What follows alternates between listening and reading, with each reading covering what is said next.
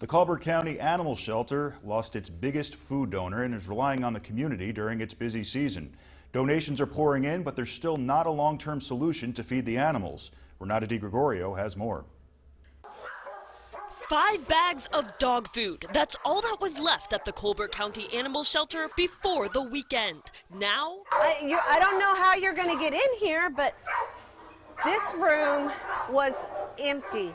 donations poured in once word was out that the no-kill shelter's biggest food donor changed the way they do things, and the shelter would no longer get the bags they couldn't sell. When the first people came, how many bags did they bring? Probably 500 pounds of dog food. We had 2 mail trucks pull up this morning, UPS, FedEx, they've all delivered truckloads.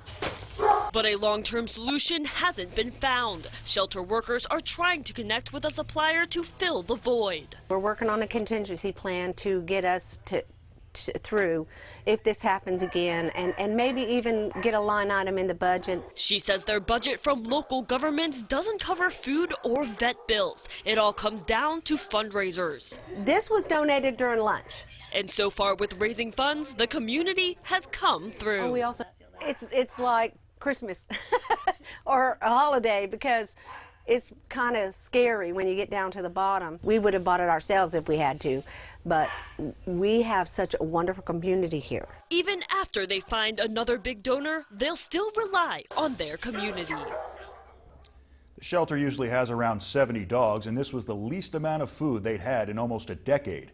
They have a fundraiser coming up on Saturday, and you can find out all the information for that on RocketCityNow.com or the Rocket City Now app.